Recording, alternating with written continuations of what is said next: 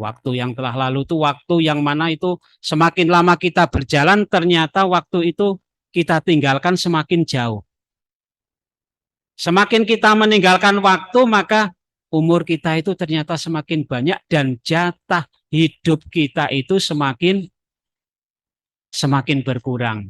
Dan kita sebentar lagi mendekati yang namanya ajal atau batas. Batasnya itu kapan kita itu akan dipanggil oleh Allah Subhanahu wa taala. Mudah-mudahan Bapak Ibu sekalian yang senantiasa istiqomah mengikuti kajian ini menjadi bekal besok di hari kiamat menghadap Allah Subhanahu wa taala dengan iman dan takwa kepada Allah Subhanahu wa taala.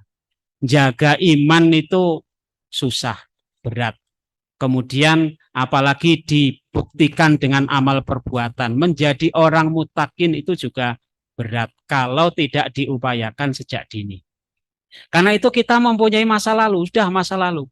Masa yang sudah tidak bisa kita kembali lagi. Enaknya apapun orang itu kalau sudah masa lalu sudah tidak akan bisa kembali lagi. Kemudian sekarang. Waktu sekarang adalah waktu yang sedang kita rasakan hari ini. Kira-kira hari ini lebih baik dari hari yang kemarin atau tidak, Bu? Baik ya, alhamdulillah. Insya Allah lebih baik. Hari ini dengan kemarin insya Allah lebih baik. Karena kemarin hari Sabtu. Hari Sabtu kegiatannya apa? Jam segini. Nggak ngaji ya mungkin. Ya mungkin ada yang kegiatan aktivitas lain. Ada kegiatan yang lain. Hari ini ternyata lebih baik daripada hari yang kemarin. Maka ini kita dicatat oleh Allah Subhanahu wa taala sebagai orang yang beruntung di sisi Allah Subhanahu wa taala. Kemudian yang ketiga, kita akan menghadapi masa depan. Masa yang akan datang hari esok. Siapa yang tahu hari esok itu mau seperti apa? Siapa yang menjamin bahwa Ahad depan kita masih bisa bertemu lagi? Siapa yang menjamin? Khususnya ibu-ibu, bapak-bapak sekalian. Karena kalau saya hari Ahad itu ikutnya kajian di Kalikajar. Jadi otomatis tidak ke sini. Tapi ibu-ibu, bapak-bapak sekalian menjadi jamaah rutin di sini. Siapa yang menjamin hari Ahad besok akan bisa ketemu lagi? Tidak ada yang menjamin. Yang menjamin hanya Allah Subhanahu wa taala. Karena itu ketika kita tidak dijamin, kita tidak bisa menjamin diri kita itu akan bertemu hari esok, maka kita harus mempunyai bekal, yaitu yang namanya istiqomah dalam hal melaksanakan ibadah. Karena namanya orang nanti di akhir hayat selalu istiqomah dalam amal ibadah itu, maka ketika ajal menjemput, dia pantas akan mendapat predikat sebagai orang yang husnul khotimah. Proses. Jadi husnul khotimah itu memang melalui suatu proses, bukan didapatkan dengan tiba-tiba. Karena banyak juga kalau kita melihat kisah misalnya Kiai Barseso kan yang ada di suatu kisah itu, beliau ahli ibadah, tapi ternyata di akhir hayatnya itu termasuk golongan orang yang su'ul khotimah. Ini karena di akhir hayat tidak dalam kondisi iman dan takwa kepada Allah Subhanahu wa taala. Bapak Ibu sekalian yang saya hormati. Karena itu Allah Subhanahu wa taala telah berfirman di dalam Al-Qur'an, insyaallah ini surahnya sudah hafal semuanya Bapak Ibu sekalian. A'udzu billahi minasy syaithanir rajim. Bismillahirrahmanirrahim. Wal 'asri innal insana lafi khusrin illalladzina amanu wa 'amilus solihati wa tawasaw bil haqq wa tawasaw bil haqqi wa tawasaw bis sabr. Shadaqallahul azim. Al-Asr. Hafal ya Bu ya. Gimana kalau dibaca bersama-sama? Bismillah, 1, 2, 3. Bismillahirrahmanirrahim. Wal asri innal insana lafi khusr illalladzina amanu wa amilus solihat wa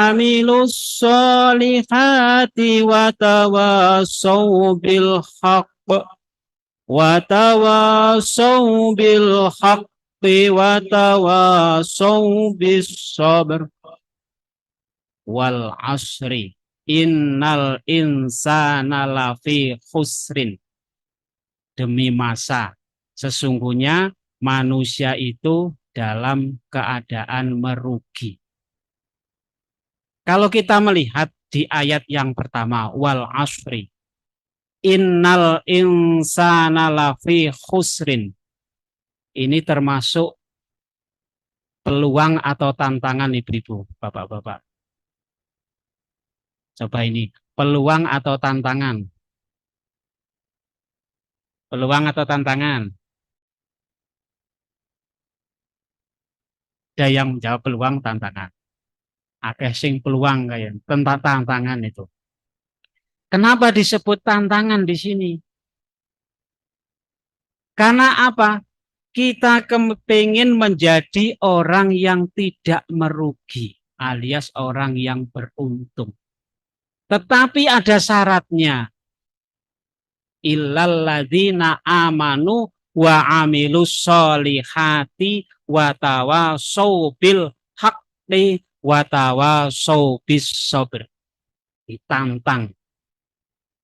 Kita kepingin menjadi orang yang beruntung, ditantang oleh Allah. Harus memenuhi kriteria syarat itu. Pertama, illalladzina amanu, harus menjadi orang yang beriman. Setelah menjadi orang yang beriman, harus menjadi wa amilus solihat. Tidak cukup iman itu, tidak cukup amantu billah, saya iman kepada Allah, enggak cukup kalau tidak dibuktikan dengan amal, ditantang. Kira-kira banyak atau tidak orang yang mengaku beriman, Bapak Ibu sekalian? Banyak. Tapi yang beramal soleh kira-kira banyak atau tidak? Banyak atau tidak? Lihat tempatnya, nah kalau saya lihat itu. Lihat tempatnya di mana. Kalau di suatu komunitas muslim yang taat, insya Allah banyak orang yang beramal soleh. Tapi kalau melihat di komunitas lain itu ya, komunitas kalau di dalam sejarah Jawa itu kan ada yang namanya Islam Abangan, gitu kan. Kira-kira sekarang Islam Abangan itu masih ada nggak? Masih ya, Islam Abangan. Di antaranya Islam Abangan itu ya kaburo maktan indallah antakulu mala taf'alun itu. Jadi mengatakan sesuatu kebaikan, iman untuk beramal soleh lain sebagainya, tapi yang diucapkan dengan yang dijalankan itu berbeda. Banyak yang dikatakan daripada yang dilakukan. Karena itu ketika kita itu mendengar halnya demikian itu, kita melihat sejarah sisi Nabi Muhammad Shallallahu Alaihi Wasallam bahwa beliau itu disebut oleh Allah, Allah yang mengatakan ini Muhammad itu sebagai pribadi uswatun hasanah. Kenapa? Apa yang beliau katakan itulah beliau laksanakan. Kira-kira berbeda enggak kalau dengan kita? Rasul itu apa yang dikatakan sudah dilaksanakan. Nah, dan kalau kita itu ya ada ya Bu ya, yang sudah dilaksanakan kemudian kita mengatakan, kita ngajak-ngajak dan lain sebagainya, kita sudah melaksanakan itu. Melaksanakan sholat, yuk kita umat Islam, itu kepingin mendapatkan pahala yang besar, laksanakan sholat secara berjamaah. Yuk kita melaksanakan sholat berjamaah. Dasarnya dia itu sudah melaksanakan sholat berjamaah. Ini macam itu. Bapak Ibu sekalian yang saya hormati, karena itu kita sekalian, kita ditantang oleh Allah. Ini ditantang oleh Allah dalam surat Al-Asr itu. Kita kepingin menjadi orang yang beruntung, syaratnya iman. Kemudian wa amilus sholihat. Kemudian wa tawasau bil haqqi. Berwasiat dalam hal kebaikan. Dan berwasiat dalam hal kesabaran. Ini ada 4 kriteria ini kalau kita ingin menjadi orang yang beruntung, tidak merugi. Kita sudah diberi waktu oleh Allah Subhanahu wa taala, entah sampai kapan itu kita sekalian itu kondisinya menjadi orang yang beruntung. Ini menjadi tantangan. Tapi sisi lain juga bisa menjadi peluang. Oh, saya kepingin menjadi orang yang beruntung lah. Saya harus saya tak harus ya. Pertama kan harus menegakkan keimanan, harus beramal soleh. Kira-kira beramal soleh itu akan datang dengan tiba-tiba atau dilatih ini ibu-ibu sekalian? Dilatih nggih. Nggak mungkin yang namanya orang beramal soleh itu datangnya tiba-tiba, nggak mungkin, tetapi harus dilatih itu. Karena kita sekalian, itu ketika kita sekarang akan menghadapi masa yang akan datang. Allah Subhanahu wa taala telah berfirman di dalam Al-Qur'an ini, surah Al-Hasyr ayat 18. A'udzu billahi minasyaitonir rajim. Bismillahirrahmanirrahim. Ya ayyuhalladzina amanu taqullaha wal tanzur nafsum ma qaddamat lighad. Wattaqullah innallaha khabirum bima ta'malun. Ya ayyuhalladzina amanu. Di sini yang diseru adalah orang-orang yang beriman. Ya ayyuhalladzina amanu. Orang yang beriman diseru oleh Allah untuk apa? Ittaqullah. Bertakwalah kepada Allah Subhanahu wa taala. Kemudian setelah bertakwa, tadi itu kan termasuk tanda daripada orang yang bertakwa itu kan beramal soleh, kemudian berwasiat dalam hal yang baik dan perbuatan kesabaran. Ini salah satu syaratnya atau indikatornya itu sebagai orang yang beriman menuju kepada yang takwa. Walaupun tanda-tanda orang yang bertakwa itu disebutkan di dalam Al-Quran banyak sekali. Tuh. Kemudian yang selanjutnya wal tanzur nafsum ma qaddamat lighad. Hendaklah kita sekalian itu memikirkan apa yang sudah dilakukan untuk hari esok. Memikirkan apa yang sudah dilakukan untuk hari esok. Wal tanzur nafsum ma qaddamat lighad. Ini hari esok. Hari esok itu kira-kira sudah dilaksanakan belum? Belum. Tapi di dalam Al-Quran, Allah itu mengatakan itu. Allah berfirman, kita agar memikirkan apa yang sudah dilakukan untuk hari esok. Yang artinya di sini bahwa hari esok itu kan kalau saya pengertian itu ya. Hari esok itu ada 2 macam itu. Hari esok sebelum ajal menjemput. Ini berarti hari esok. Sampai nanti batas ajal itu hari esok. Kemudian yang selanjutnya hari esok setelah manusia itu dijemput oleh Allah. Berada di alam barzah dan juga berada di alam akhirat itu hari esok. Karena itu ketika kita masih hidup di alam dunia ini tidak ada pilihan bagi kita sekalian bahwa untuk hari esok kita harus membuat suatu perencanaan. Apa yang harus kita lakukan untuk melakukan perbuatan-perbuatan yang akan dilakukan pada esok hari. Karena itu takwa. Di dalam Al-Quran surah Al-Hasyr ini, tadi iman, kemudian takwa. Indikator sebagai takwa, orang yang takwa itu dia melaksanakan perintah Allah dan juga menjauhi larangan Allah. Melaksanakan perintah Allah dan menjauhi larangan Allah. Ditambah lagi dengan memurnikan ketaatan dan menundukkan diri hanya kepada Allah. Serta memurnikan diri dari hal-hal yang berbau syirik. Perbuatan-perbuatan kita jauhkan dari semua yang berbau syirik. Kita harus tunduk dan patuh kepada Allah. Di samping kita melaksanakan perintahnya Allah dan menjauhi larangannya Allah. Kemudian dilanjutkan lagi orang yang bertakwa itu. Melaksanakan ibadah-ibadah yang diwajibkan. Ibadah yang diwajibkan. Kira-kira ibadah yang diwajibkan apa saja ibu-ibu, bapak-bapak? Pertama, sholat. Sholat itu sebagai kewajiban pokok kita sebagai umat Islam. Puasa, zakat, haji bagi yang mampu ya. Itu yang termaktub dalam rukun Islam. Kemudian di samping itu ada kewajiban yang lain enggak? Ada. Mencari ilmu itu hukumnya apa? Wajib atau wajib? Itu kan.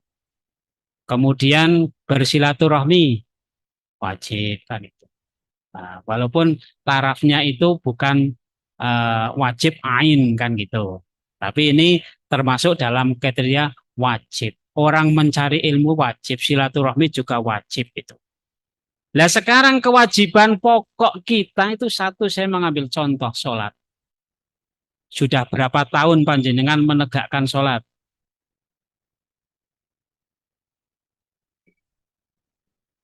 Dihitung jenengan sekarang umurnya berapa? Ibu sudah 70 ya Bu, 70 tahun. Kira-kira mulai melaksanakan sholat itu umur berapa Bu?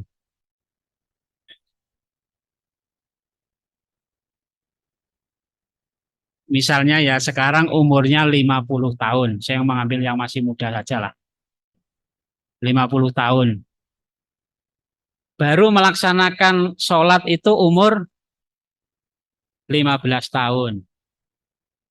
Artinya 35 tahun itu baru melaksanakan sholat.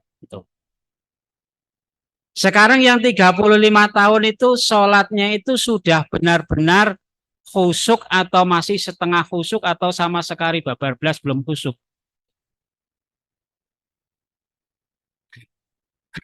Kok babar blas niki ya bangetan ya Pak. 35 tahun kok sholat belum pernah khusyuk niki ya kebangetan kan itu. Coba kita cermati diri kita sendiri. Dalam satu hari 5 waktu. Tadi pagi aja jenengan itu. Sholat subuh bisa khusyuk atau tidak? Mandan. Sholat subuh kita itu bisa khusyuk atau tidak ini? Khusyuk mudah-mudahan ya. Khusyuk. Yang kemarin sholat subuh, zuhur, asar, maghrib, isya sampai subuh lagi. Ini dari 5 waktu yang kemarin sudah dilaksanakan itu yang tidak khusyuk itu sholat mana coba ini? 5-5-nya enggak khusyuk. Ya. Nah, inilah Bapak Ibu sekalian. Karena itu kita sekalian di samping menegakkan kewajiban yang pokok itu kita juga agar menyempurnakan ibadah sholat kita itu. Gimana sih caranya? Kira-kira caranya gimana Pak untuk bisa khusyuk itu? Ngerti arti nih? Tahu artinya. Terus yang lain? Tumak nina. Apalagi?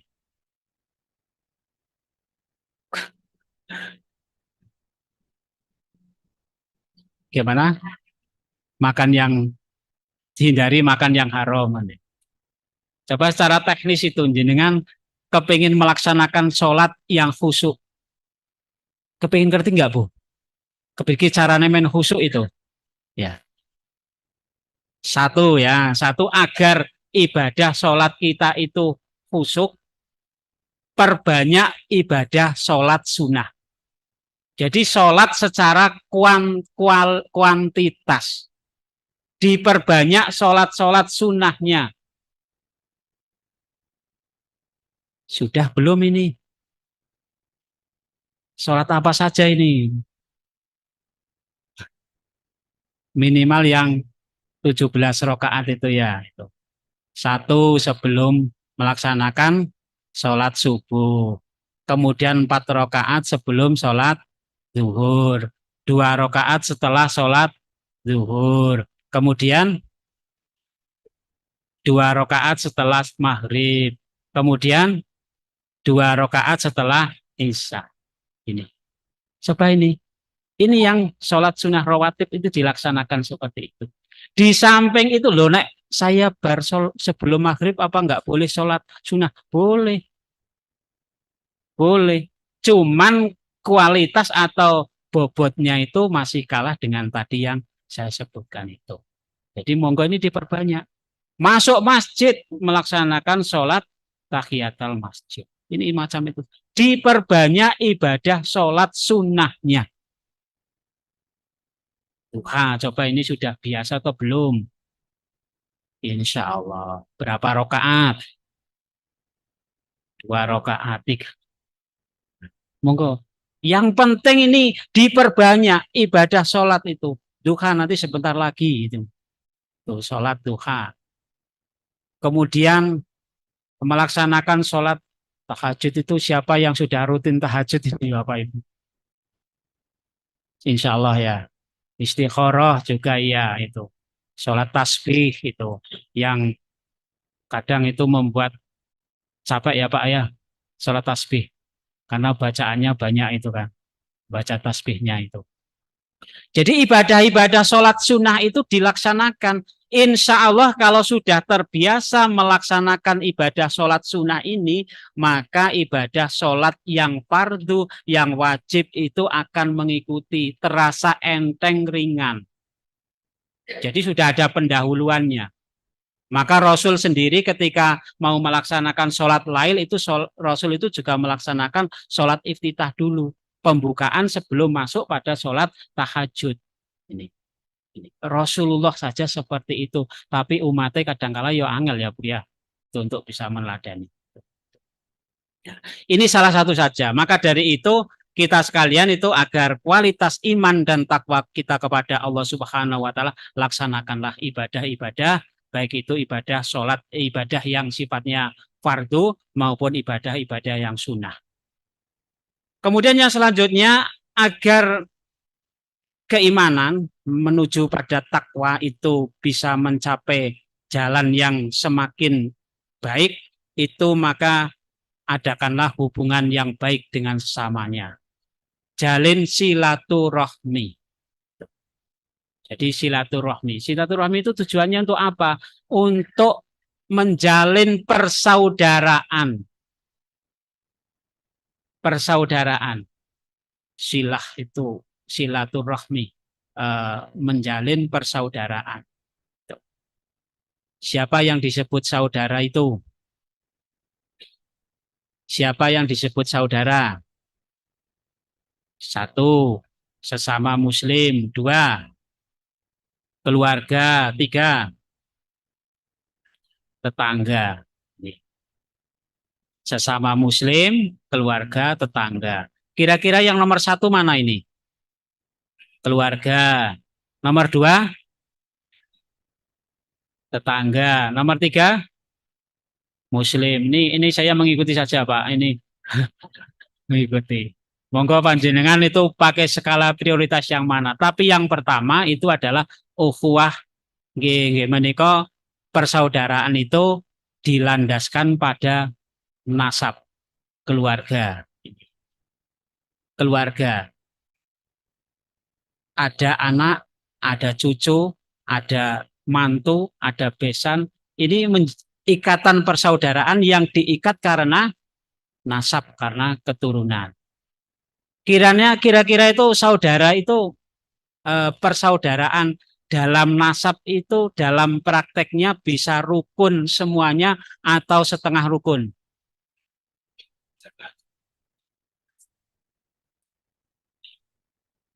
Kok setengah rukun barang?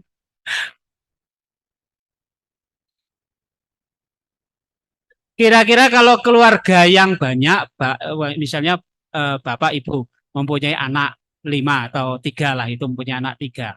Itu kemudian mempunyai anaknya itu mempunyai anak lagi, akhirnya mempunyai cucu. Hidup dalam lingkungan satu kawasan itu kira-kira akeh rukuni atau akeh tidak rukuni.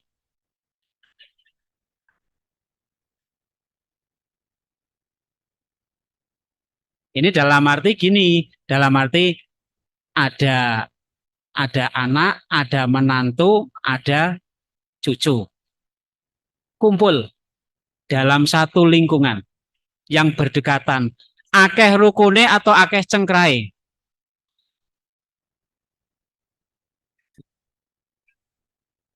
Kudune niku akeh rukune. Kudune niku. Karena apa? Diikat oleh nasab keturunan itu. Tapi orang Jawa itu mempunyai semboyan atau pepatah gini. Nek cepak itu mambu, oh, nek ado mambu roti. Nek ado itu malah mambu wangi, mambu roti kan itu. Karena apa? Orang tua niki saya sedikit membuka rahasia ini. Orang tua punya anak satu dua tiga, mempunyai mantu dan satu dua tiga. Ini yang di rumah itu sudah biasa berbuat baik kan, sudah biasa lah berbuat baik ini misal pelayan ini. Tapi ketika datang anaknya yang jauh atau menantunya yang jauh, paling idir-idir nggawa jeruk papat wae, wis ceritane neng kono beritane luar biasa, mengalahkan keluarga yang di rumah itu. Ini ada nggak seperti ini? Ada. Tapi juga ada yang gini, yang disebarkan itu baiknya. Wah, ini anak saya itu setiap saat itu selalu hadir ke sini, menghibur saya. Walaupun dia tidak membawa apa-apa, tapi saya itu rasanya senang. Nah, ini yang disebarkan itu macam itu. Karena itu yang baik itu bahwa siapapun itu tidak usah menyebarkan aib keluarga. Podo-podo ngobok apa nek saya mengutip apa yang disampaikan oleh Bapak Kiai Haji Teguh Ridwan dulu waktu masih dinas itu ibarat kita itu ngobok-obok tai ning batok. Wis wis jelas itu kotoran kok di kopok-kopok akhirnya nyiprat-nyiprat neng lion. Nah, ini. Karena itu ketika ada aib, ada kekurangan dalam keluarganya sendiri, nggak usah dibawa kemana-mana. Ketika kita menyampaikan kejelekan pada orang lain, pada dasarnya kita itu menyebarkan aib dirinya sendiri. Ini yang kadang-kala tidak disadari. Di sini-sinilah Bu ya. Tapi kadang-kala jeneng menyebarkan aib itu wis pol wena itu, polena itu nggak sadari. Maka kalau jenengan sudah ikut kajian ini, kalau suatu saat misalnya jenengan tergiur seperti itu, segera istighfar. Astagfirullahaladzim. Sambil ngelus dodo. Astagfirullahaladzim. Ya. Biar tidak keterusan, Bu. Apalagi kalau sudah ngobrol bersama yang lain itu. Bapak Ibu sekalian yang saya hormati, tinggal 10 menit itu. Kemudian yang selanjutnya, iman takwa. Ini. Kita menghadapi hari esok itu kan kita harus mempunyai kualitas iman dan takwa kepada Allah. Kalau tidak mempunyai kualitas iman dan takwa, itu sekaya apapun dia itu akan kurang. Segagah apapun dia juga akan kurang bersyukur. Secantik apapun juga akan kurang bersyukur. Ini kalau tidak ada landasan iman dan takwa kepada Allah Subhanahu wa taala. Orang diberi kekayaan, tapi dia itu tidak bersyukur, selalu kurang melihat tetangganya. Ini sebentar lagi kan akan ibadah haji ya benar lagi. Wis haji sepisan kepengin haji terus sementara melihat sisi kiri kanan tetangganya orang-orang yang kekurangan. Gitu. Maka utamakanlah kita untuk mencukupi kebutuhan orang-orang sekitarnya itu macam itu. Karena itu di dalam Al-Quran surah Al-Baqarah ayat 177 mungkin ini dari yang lain sudah banyak yang menyampaikan ini. Monggo ini disimak bersama-sama Al-Quran surah Al-Baqarah ayat 187 177. A'udzubillahi minasyaitonirrajim. Bismillahirrahmanirrahim. Laisal birra an tuwallu wujuhakum qibalal masyriqi wal maghrib. Qibalal masyriqi wal maghribi walakinnal birra man amana billahi wal yaumil akhir wal malaikati wal kitabi wan nabiyyin wa atal mala ala hubbihi dawil qurba wal yatama wal masakini wabnas sabili wassailina wa firriqab wa aqamas salata wa ataz zakah wal mufuna bi'ahdihim idza ahadu was-sabirina fil ba'sa'i wad-dharra'i wa hinal ba's ulaika alladzina shadaqu wa ulaika humul muttaqun. Shadaqallahul azim. Al-Quran surah Al-Baqarah ayat 177. Ini yang di dalam ayat ini sebagai penegasan pula dari tadi yang sudah saya sampaikan tentang tanda-tanda orang yang bertakwa ini. Maka di sini di dalam Al-Quran surah Al-Baqarah ini Allah mengatakan bukan merupakan kebaikan kita menghadapkan wajah kita ke arah timur dan barat. Jadi arah timur dan barat kita sholat menghadap ke barat. Tapi dulu kiblatnya itu kan pernah ya kiblatnya pernah ke Baitul Maqdis dulu nih. Jadi ini. Atau mungkin orang yang melaksanakan ibadah haji. Sini sudah banyak yang haji nggih Pak nggih Bu. Kiblatnya arahnya kemana? Ke arah kiblat kan Ka'bah. Tapi kalau melihat dari arah mata angin kemana? Bisa ke barat, bisa ke utara, arah kan semuanya bisa. Selagi Ka'bahnya di sini, orang yang hadap sini berarti ngadepe ngetan kan itu. Sing di sini berarti ngadepe ngulon, ngalor, sing ngalor berarti ngadepe ngidul itu. Itu yang sudah pernah melaksanakan ibadah haji di sana. Dan di sini bahwa kebaikan itu atau tanda orang yang bertakwa di samping dia itu beriman kepada Allah.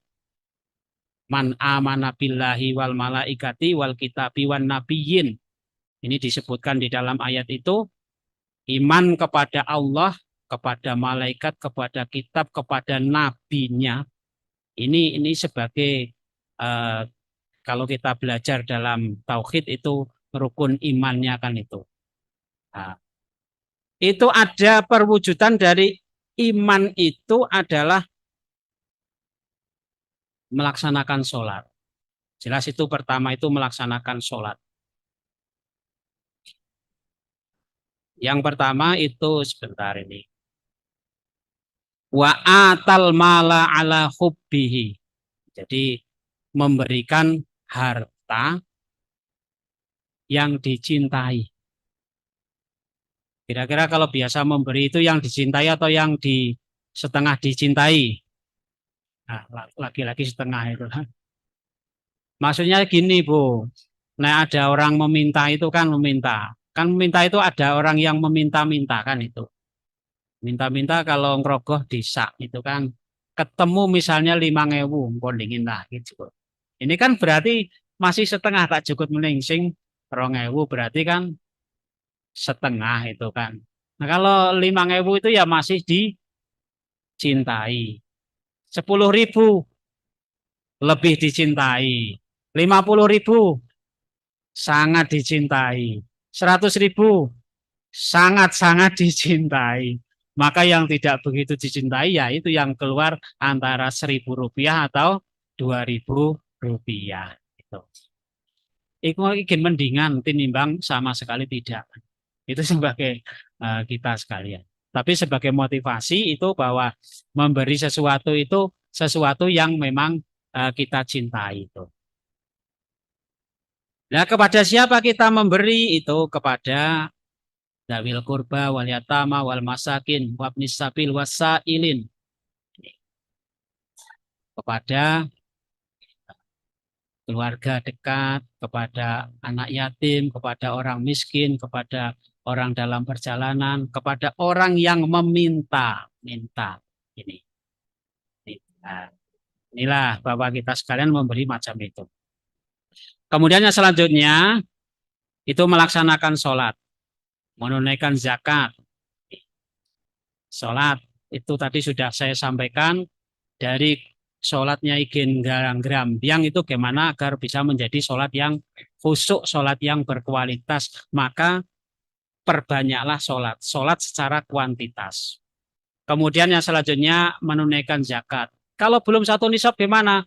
Ya infak dan sedekah itu. Kemudian menepati janji. Janji itu adalah hutang. Ini kita sekalian ini sebagai indikator kita sebagai orang yang beriman. Karena itu ada ke depan kita memang dihadapkan dengan berbagai macam tantangan. Tantangan pertama itu adalah proses globalisasi. Ini secara lebih luas itulah. Kemudian bidang informasi dan komunikasi itu menjadi tantangan bagi kita sekalian. Kita mempunyai anak itu kadang-kala kan susah untuk pendidikannya. Itu karena apa? Anak itu lebih senang pegang HP daripada yang lain. Ini adalah tantangan bagi kita sekalian. Kemudian gelombang demokrasi. Tuh, sekarang sebentar lagi kita akan pemilihan DPR, DPRD, kemudian DPD, kemudian presiden. Ini proses demokrasi yang sedang berjalan. Dan ini menjadi tantangan karena bisa jadi konco menjadi musuh. Nah ini, saudara menjadi musuh. Ini jangan sampai. Karena ini sebagai proses demokrasi. Maka dari itu kita sekalian harus melakukan pendewasaan diri kita sendiri masing-masing itu. Kemudian tuntutan terhadap hak asasi manusia. Ini pelanggaran HAM, apa pelanggaran HAM ini kadangkala terjadi macam itu. Yang selanjutnya perusakan lingkungan, dampaknya itu menjadi tantangan kita sekalian umat Islam. Tantangan. Sekarang baru saja kan hujan, banyak sekali musibah banjir, akhirnya itu terjadi musibah itu karena kerusakan terhadap lingkungan. Kemudian tuntutan penegakan hukum dan supremasi hukum, dan yang selanjutnya goyahnya benteng rohani umat Islam, dan yang kedelapan itu adalah sampai sekarang itu penyalahgunaan nafsa, obat-obatan terlarang ini. Kemudian selanjutnya itu yang lebih teknis kepada keluarga, itu adalah tantangan bagi keluarga kita. Derasnya informasi globalisasi itu mempengaruhi terhadap anak-anak kita. Pendidikan dalam keluarga itu yang namanya orang tua cerita itu sekarang sudah nggak didengar oleh anak itu. Karena anak sudah sibuk dengan urusannya sendiri, ini menjadi tantangan. Kemudian mengikisnya rasa nasionalisme. Anak-anak lebih senang dengan budaya barat. Itu musik-musik, pakaian dan lain sebagainya. Lemahnya iman, pergaulan bebas, kemudian kadang anak itu membangkang pada orang tua, lebih taat kepada temannya daripada taat kepada orang tua. Ini khusus untuk anak-anak yang dalam taraf tanggung lah itu. Karena apa? Takut kehilangan teman. Tapi tidak mungkin dia itu kehilangan orang tua. Mungkin prinsipnya seperti itu. Sehingga kadang membangkang. Kemudian tergerusnya ilmu pengetahuan dan agama. Masih 2 menit. Kemudian peluangnya. Kita mengacu pada hadis Nabi Muhammad SAW, ada 5 kesempatan. Iktanim khomsan qabla khomsin. Rebutlah, raihlah 5 perkara sebelum datangnya 5 perkara. Syababaka qabla haromik. Jadi rebutlah, pergunakanlah waktu muda sebelum waktu tua. Karena sekarang sudah bukan muda lagi ya Pak Bu ya. Maka sudah tidak ada peluang. Tapi ini sesungguhnya masih ada peluang Pak. Ketika istiqomah dalam kegiatan taklim ibadah, ini meninggal dalam kondisi husnul khotimah, besok di yaumil kiamah masuk surga, nggak ada orang-orang yang sepuh-sepuh seperti ini. Nggak ada seperti itu, ora payu kabeh menenen swarga. Nom kabeh. Ya syaratnya sekarang ini istiqomah rajin dalam melaksanakan perintahnya Allah, menjauhi larangannya Allah. Ini jangan sabah baka qabla haram itu.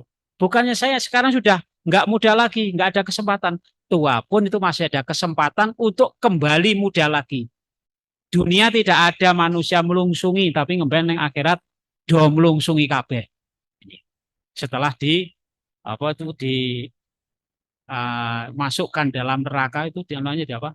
Di dicuci lah, cuci kemudian menjadi bersih, kemudian kinclong yang usia-usia sudah 50-an wis singkir ke kabeh. Ganti ini diwujudnya kembali lagi melungsungi. Kemudian yang selanjutnya wasihataka qabla sakomik. Gunakan ini peluang, gunakan waktu sehat sebelum datangnya sakit. Waginaka qabla fakrik, fakrik itu. Gunakan waktu kaya sebelum datangnya fakir. Wafarogoka qabla suklik. Gunakan waktu luang sebelum datangnya waktu sempit. Hayataka qabla maut. Gunakan waktu hidup sebelum mati. Ini. Jadi ini kita sekalian ada 5 peluang kesempatan. Marilah kita pergunakan sebaik-baiknya agar apa? Di hari esok kita sekalian itu menjadi orang yang kelak akan dimuliakan oleh Allah Subhanahu wa taala.